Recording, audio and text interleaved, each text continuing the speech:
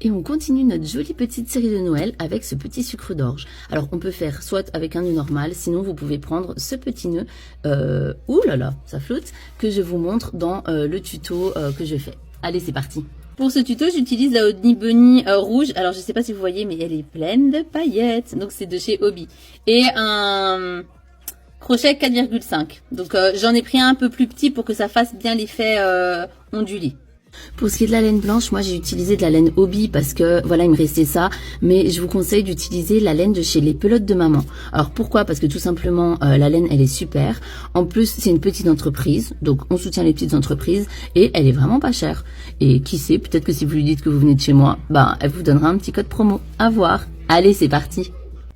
Donc je commence en faisant mon nœud coulant et comme d'habitude ces tutos là plus détaillés vous les retrouvez sur ma playlist débutant si vous ne savez pas faire un nœud coulant et une chaînette, et je vais venir faire une chaînette de 40 mailles. Donc une chaînette de 40 mailles pour ceux qui débutent. Donc vous voyez, vous faites comme ça. Donc tout ça c'est bien détaillé, hein. 40 mailles en fait, on va les voir, c'est les petits V. Donc là vu que c'est de la laine chenille, on n'arrive pas bien à distinguer, mais je vais vous montrer avec de la laine normale comment compter vos petits V. Voilà, je vous montre sur cette laine-là, ce sera plus clair. Donc pour compter le nombre de mailles, il faut compter le nombre de petits V. Donc là, vous voyez 1, 2, 3. Et donc en fait, vous devez avoir 40 petits V comme ça. Une fois que vous avez vos 40 petits V, vous allez travailler pas dans le premier petit V accroché à votre crochet, mais dans le deuxième. On va venir piquer au milieu. Je ramène mon fil et je vais venir faire une maille coulée. Donc ça veut dire que je ramène le premier brin dans le deuxième brin. Hop, voilà. Donc ça c'est pour la première maille. Ensuite pour toutes les autres mailles, c'est-à-dire pour tous les autres petits V, je vais venir faire, donc je pique, je ramène, j'ai mes deux brins, je fais un jeté, je passe sous les deux brins, c'est-à-dire une maille serrée. Sauf que je vais pas faire une seule maille serrée, je vais en faire 3. Donc là j'en ai fait une, je viens repiquer dans la même maille. Je ramène, oups là, je fais une maille serrée et une troisième fois, je pique dans le même endroit, je ramène, désolé, hop, je fais un jeté et je passe en dessous de mes deux brins. Ok, donc là j'ai fait 3 mailles serrées dans ce petit V. Je passe dans le suivant, hop, je repique et je refais la même chose. 3 mailles serrées. Et je vais faire ça, donc, jusqu'à ce que j'arrive à mon avant-dernière maille. Donc jusqu'à donc là vous voyez j'ai mon dernier petit V et ici j'ai mon avant-dernier. Donc ici je vais encore faire 3 mailles serrées et on se retrouve quand on est à celle-ci. Je vous montre quand même un coup avec le fil comme ça. Donc là vous voyez j'ai mon premier petit V, mon deuxième petit V. Donc je passe à l'intérieur. Je vous le montre quand même avec celui-là parce que je me dis que voilà, donc je passe donc mon premier brin dans mon deuxième brin. Donc ça c'est parce que je fais ma maille coulée du début. Je vous montre avec celle-là parce que si vous êtes débutant, au moins vous voyez, si vous avez choisi quand même de faire du fil chenille, vous voyez quand même comment ça marche. Donc là, parce que c'est différent le visu, alors est-ce que ça peut vous aider, je sais pas. Donc là j'ai piqué donc j'ai fait ma maille coulée. Je fais donc ici ma maille serrée, hop, une. Donc ici, si vous voyez pas bien, vous pouvez sentir avec le doigt où vous avez piqué, vous voyez.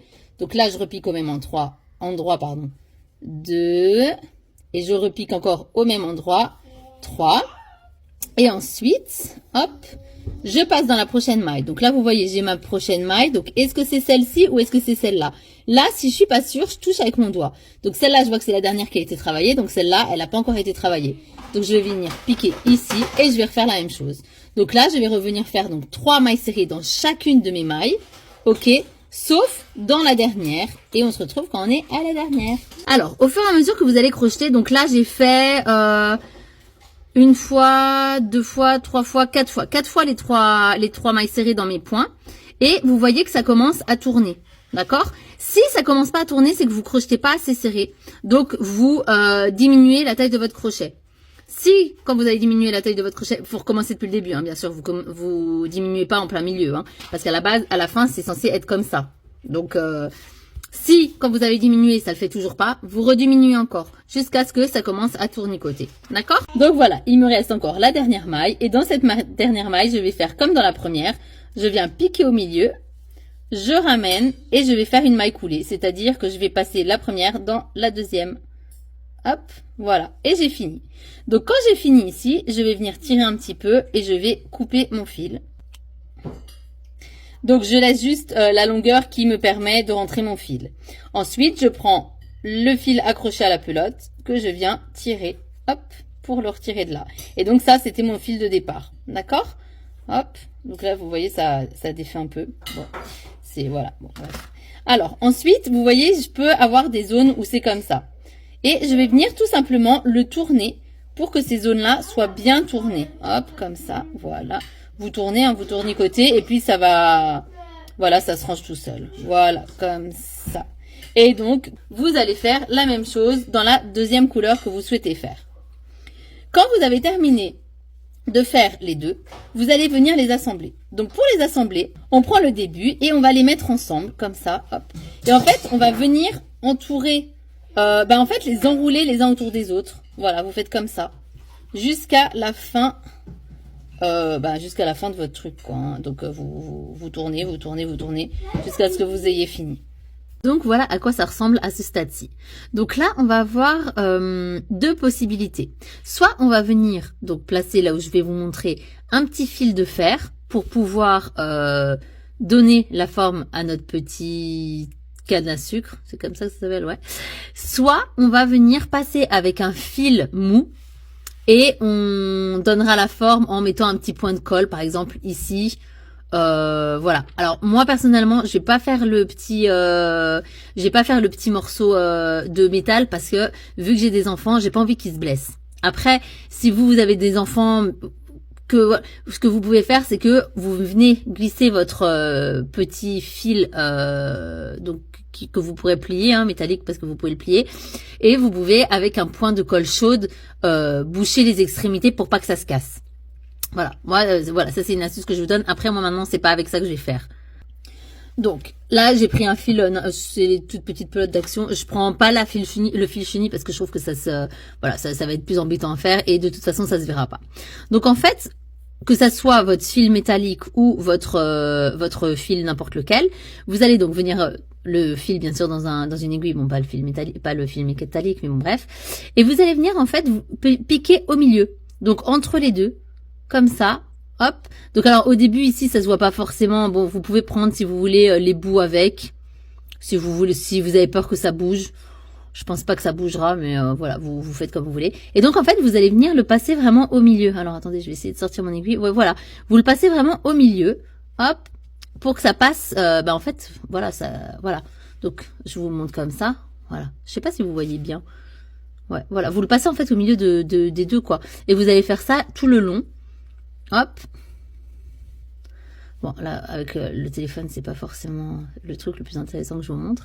Voilà, si vous arrivez au milieu et que vous n'arrivez plus parce que votre truc, vous tirez, hop, et puis vous recommencez en piquant au milieu. C'est pas très important où ça passe, en fait, parce que de toute façon, ça ne se voit pas.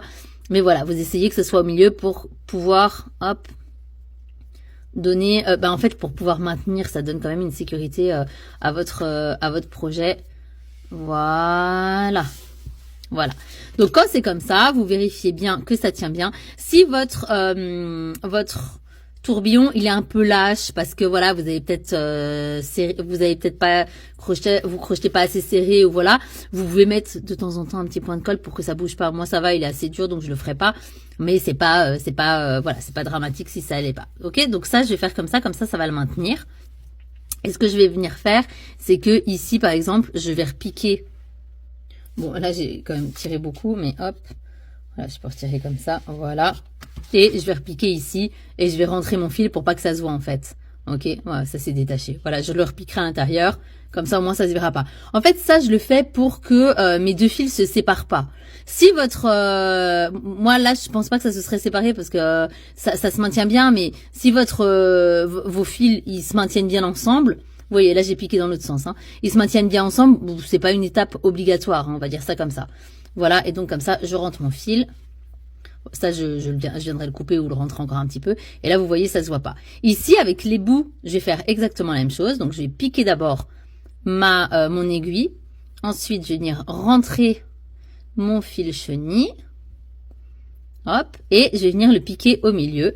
En fait, ça, je rentre juste les fils pour que ça soit joli, que ça se voit pas. Voilà. Donc ça, je vais le faire avec chacun de mes bouts. Donc je vais le faire avec celui-là, celui-là, celui-là. Donc ici, ça, je peux le couper aussi et je le rentrerai à l'intérieur aussi. Voilà, donc une fois que vous avez rentré tous vos fils, si vous avez choisi de mettre le petit fil métallique dedans, vous allez tout simplement venir plier votre fil pour lui donner un petit... Vous voyez, alors là, moi, j'ai bien serré, mais si vous serrez moins votre fil à l'intérieur, vous pouvez aussi le faire plus grand. Donc ça, c'est comme vous préférez. Moi, j'aime bien quand c'est serré, je le serrerai après. Hop, parce que je vais en faire des tout petits, moi, ils me servent tout petits. Mais si vous le tirez plus, vous voyez, il sera plus long. Ok? Donc voilà, donc soit vous le serrez... voilà, pour qu'il tienne la forme. Soit, si comme moi, vous avez choisi de pas mettre de fil dedans. Alors moi, ce que je vais faire, vous voyez ici, je vais mettre un tout petit point de colle ici et je vais venir l'accrocher comme ça. Et comme ça, ce sera une forme de canne à sucre. Ou sinon, vous pouvez aussi mettre un petit fil si vous voulez, mais je pense que ça se voit plus. Et comme ça, j'aurai ma petite canne à sucre. Voilà. Donc, on passe maintenant au petit nœud.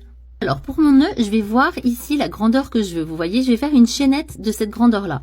Donc, pour ma chaînette, comme d'habitude, je fais mon petit nœud coulant. Hop. Donc, moi, j'utilise du mini-fil Ricorumi. C'est ça, hein? Ouais. Ricorumi doré. Je le trouve trop joli. Je me dis, ça le fait bien pour faire ça. Voilà, hop. Et donc, je vais faire une chaînette de la grandeur, donc chaînette, hein, hop. Voilà. Du nombre de mailles qu'il me faudra. Je vais regarder. Hop. Ouais, je vais faire quand même un peu plus grand que ça. Vous faites, ouais, la longueur que vous voulez votre petit nœud, en fait. Hein. Comme ça, vous croyez que c'est suffisant? Ouais, faut peut-être encore en faire un ou deux. Hop, je vous dis combien j'en ai en tout. Ouais, vous voyez là, ça me semble bien comme grandeur. Voilà, donc moi, à titre informatif, j'ai fait ici 14 mailles serrées. Donc, je vous remontre avec cette laine-là parce qu'avec ça, la Ricorumi, elle est trop petite. Donc, maintenant, quand j'ai fait, donc là, j'ai fait mes 14 mailles serrées. Je vais en faire une supplémentaire pour faire, pour tourner, c'est celle qui tourne le rang, on va dire. Et ensuite, je vais venir piquer tout simplement dans chacune des mailles. Hop, comme ça. Comme j'avais fait la première fois. Pour faire, donc, à chaque fois, des mailles serrées. Donc, je fais une maille serrée par point, en fait. Hein, d'accord? Donc, on fait ça tout le rang. Hop. Ouh. Mais bon, de toute façon, c'est pas avec celle-là que je fais. Donc, on fait ça tout le rang. Donc, moi, je vais faire ça pour mes 14 mailles serrées. Donc, à ce stade, ça ressemble à ceci. OK. Et ensuite, donc, je refais une maille en l'air. Donc, pour tourner donc mon rang. Donc, voilà, j'ai fait ma maille en l'air et je tourne. OK. Et ici, hop. Bon, je vais reprendre l'autre laine parce que sinon, ça se voit pas. Donc voilà, là j'ai fait ma maille en l'air, je tourne et donc je vais venir pas travailler dans le brin avant, donc ça c'est le brin avant, mais dans le brin arrière. C'est-à-dire que je vais venir piquer au milieu de ma maille, d'accord? Hop, je prends que la maille arrière et je vais venir donc faire des mailles serrées. Hop, donc maille serrée c'est ce qu'on vient de faire jusqu'à maintenant. Et donc je vais faire ça dans chacun des points. Donc vous voyez, je vais pas dans le brin avant, mais dans le brin arrière. Hop, comme ça. Et je fais des mailles, serrées tout le long de mon rang. Voilà, je travaille que dans le brin arrière jusqu'à la fin de mon rang. Donc, quand j'ai fini ce rang-là, je vais faire de nouveau une maille en l'air. Je retourne encore une fois. Et cette fois-ci, je vais pas venir travailler dans mon brin arrière comme avant, mais plutôt dans mon brin avant. Je vous montre avec l'autre fil. Donc, cette fois-ci, je viens pas piquer pour prendre celui-là, mais je viens piquer pour prendre celui-là. C'est-à-dire que je vais passer ici, je vais ressortir là, et je vais faire mes mailles serrées ici. Hop. Désolée, j'ai mon fils qui joue derrière. Voilà. Et je vais faire des mailles serrées, donc tout au long, que dans mon brin avant. Donc, quand j'arrive à la fin de mon rang, je vais de nouveau faire une maille en l'air. Et je vais de nouveau venir faire la même chose en travaillant les mailles arrière, donc le brin arrière. Donc, des mailles serrées tout le long dans le brin arrière. Quand j'arrive là, je vais de nouveau faire une maille en l'air, le brin avant. Une maille en l'air, le brin arrière. En fait, vous allez faire ça le nombre de fois que vous voulez l'épaisseur de votre petit nœud. Vous voyez? Donc, vous alternez. Donc, moi, là, je pense que je vais encore en faire peut-être 2 pour avoir cette épaisseur-là. Donc là, je vais encore faire une fois le brin arrière, une maille en l'air, je tourne, une fois le brin avant. Je pense que ce sera suffisant. Vous faites vraiment selon la grandeur que vous voulez, en fait. En alternant à chaque fois. Donc, là, vu que je viens de faire le brin avant, là, je vais faire maintenant le brin arrière, après le brin avant, après le brin arrière. Donc, une fois sur 2, vous faites l'un et l'autre, quoi. Voilà. Donc, j'ai encore fait 4 rangs, personnellement. Une fois que j'ai fini, je tire ici et je viens donc couper mon fil. Une fois que je l'ai coupé, je viens tirer. Et ça, donc je vais le rentrer, je vais le cacher en passant avec mon aiguille dedans et je tirerai. Donc, une fois que vous avez votre petit carré, on va faire la partie du milieu. Alors, vous pouvez faire une chaînette, si vous voulez, pour faire. Moi, je trouve qu'avec du fil normal, ça fait pareil. Alors, je bloque mon fil derrière comme ça. Hop. Ensuite, je vais prendre bien le milieu. Hein. Après, bon, je réajuste si c'est pas au milieu. Ouais, là, c'est bien. Et puis, je vais tout simplement venir écraser comme ça. Après, je règle bien mon petit nœud. Voilà, j'écrase comme ça et je roule. Hop. Après, moi, c'est un petit peu vrillé. Voilà, je roule comme ça. Voilà. Comme ça, c'est joli. Bon, je vais peut-être le faire un peu plus. Voilà. Ensuite, je vais venir couper mon fil. Donc, je coupe ici. Et je vais faire tout simplement un nœud. Enfin, je peux faire un nœud avant de couper d'ailleurs. Donc là, je vais venir couper. Je vais venir faire le nœud. Vous voyez, vous serrez bien. Et c'est pour ça, après, si vous voyez que votre bord, il est pas assez, si c'est pas assez pour vous, vous pouvez rajouter des rangs. C'est pas trop tard, même si vous avez coupé. Voilà. Donc, je regarde. Oh, c'est joli. Allez, je coupe. Bon, là, j'ai fait un seul nœud. Il faut en faire plusieurs, bien sûr, parce que sinon, ça tient pas hein, avant de couper. Alors, pour couper, soit vous laissez du jeu pour pouvoir le coudre, soit comme moi, vous allez le coller. Et dans ce cas-là, vous n'avez pas besoin de laisser de jeu. Si c'est pour des enfants, cousez-le parce que ça tiendra mieux. À part si vous mettez de la colle chaude. Alors là, ça tient bien, mais sinon, voilà. Et là, vous pouvez tout couper à ras. Si vous cousez pas. Est-ce que je couds? Est-ce que je couds pas? Oh, non, allez. Et après, sinon, au pire, hein, si vous avez déjà coupé, vous pouvez reprendre un fil si vous voyez que ça tient pas assez avec de la colle et vous le cousez à ce moment-là. Et voilà, j'ai fini mon petit nœud. Franchement, c'est super rapide à faire et je trouve ça trop mignon. Alors voilà, et je vais le couper ici. Je vais le coller ici, je pense. Est-ce que c'est joli comme ça, un peu plus bas, ici? Non, ici, c'est joli, je trouve. Sinon, vous pouvez mettre aussi du rouge, hein, si vous préférez. Oh, c'est peut-être plus joli avec ça, en fait.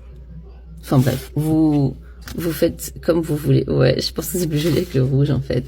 Oh non! Bon, bah voilà, en tout cas, mon tuto est terminé. J'espère qu'il vous a plu. Allez, bye bye!